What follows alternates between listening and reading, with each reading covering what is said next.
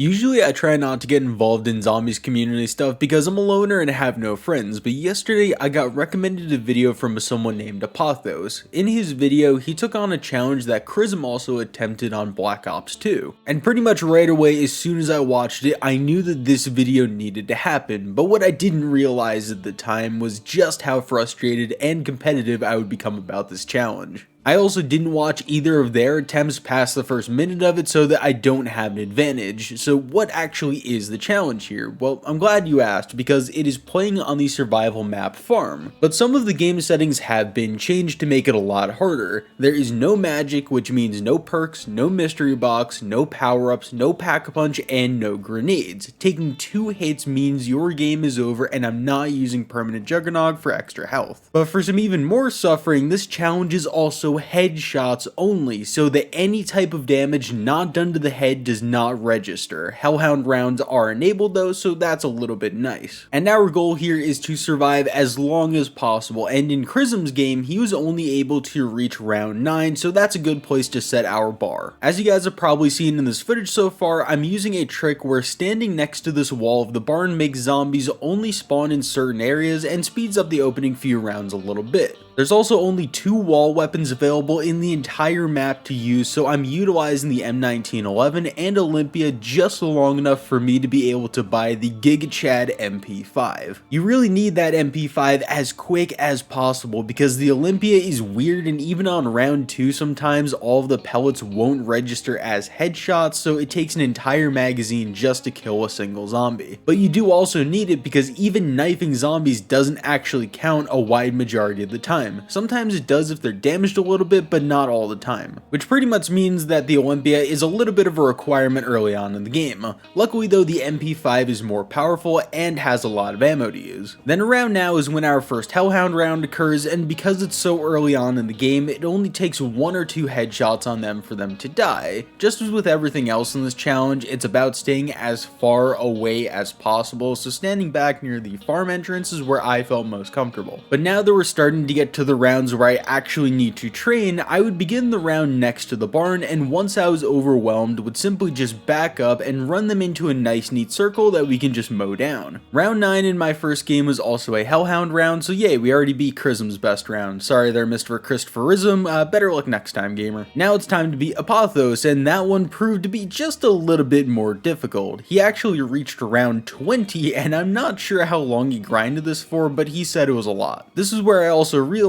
that I couldn't just casually play this challenge and I need to become an Adderall fiend gamer. With that said, let's go to my second attempt where I'm already on round 12 and I'm running relatively the same strategy as before, but a bit more efficient. The MP5 is getting weaker by the second seemingly, and I'm needing to rely a lot more on my ability to dodge zombies, which was going to meet its limit at some point. That means that it's big brain time. At the end of every round, I would board up all of the windows in the barn and just outside of it so that the initial spawn wave in a round is a bit more consistent. This actually did work surprisingly well, and it kept me going for quite a while in my game. Round 15 was more Hellhounds, which were now taking 5 to 6 headshots to kill, which is worrying but still less scary than normal rounds. Around this time, I was also using a very dumb strategy of running the horde through the barn for some reason and shooting them from where I began the round so new zombies would spawn near the barn as well. It was a good idea in principle, but the spawn delay is still way too high to make that efficient, and there's also those pesky walker zombies that could double swipe me in the back. Just like they did on round 18, and I was just so frustrated. I thought, you know what, only a couple of attempts I could get this done, but nope, because of fucking course not. Usually I don't get mad during challenges, but this one was really starting to get to me already because I knew those zombies were there, but just I was stupid anyway, and now I need to go back, and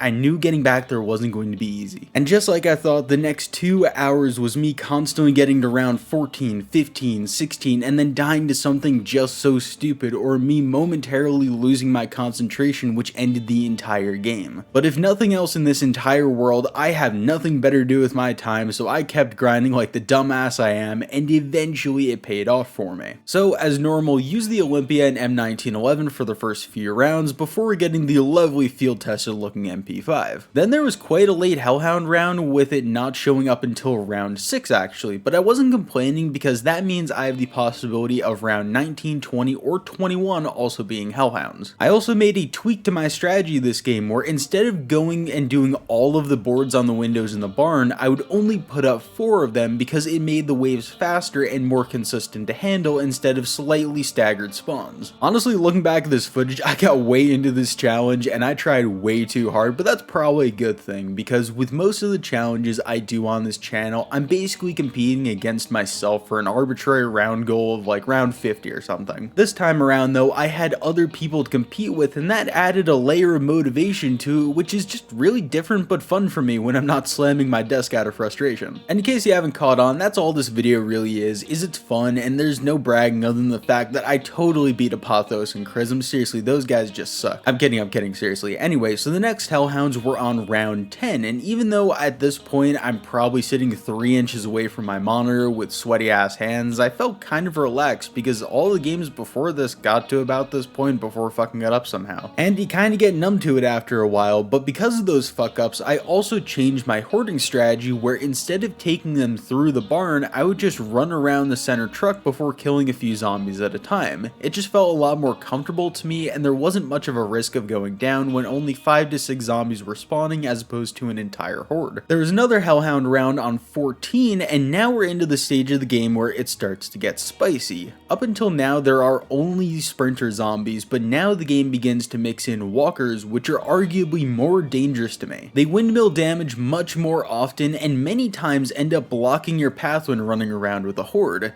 That's why this time I would make a real concerted effort just to eliminate them as quickly as possible regardless of how much ammo it takes up because I can always just buy more of that quite easily. Oh yeah, I haven't mentioned so far, but up until about round 15 I don't need to buy ammo during the round, but when I eventually start needing to, I will take the entire horde around the left side of the house slowly, sprint through for ammo, and jump out the side where it's safe. I avoid the balcony at all costs because zombies can and usually do jump up there and will fuck you. By about this point, we're at round 18 and my palms are sweaty, knees weak, arms are heavy, mom's spaghetti, and I'm shitting myself. Since that game earlier I showed you guys, I had not been back to this point and I was just so desperate to not come up short again on this challenge. But by the grace of the almighty Vonderhaar, we passed 18 and 19 was a Hellhound round. This one was actually kind of hard though because things are getting kind of tanky and they move quite quickly. Dawn of the final day time, we are tied with Apothos and all I needed to do now was just not fuck up. I'm basically so tunnel visioned at this point that my house could be burning down and I would not notice nor care. I needed to get this done. The MP5 I was using at this point got quite weak, needing roughly 10 headshots per kill, which is making my job of eliminating the walkers a lot harder to do. Nonetheless though, throughout the entire round I got quite good spawns and finished round 20, officially completing the challenge, but I wasn't done just yet. I wanted to see how far this game could take us, especially since round 23 could be a Hellhound round. We have a chance to push this up just a little bit. Round 21 was, it was largely uneventful, just me being the real Giga Chad, best zombies YouTuber ever, not really a big deal for anyone like me, just flying through these rounds now, and round 22 got off to a hot start too. My jukes were on point, I was locked into my gaming zone, and I could just feel this game was just starting to get good.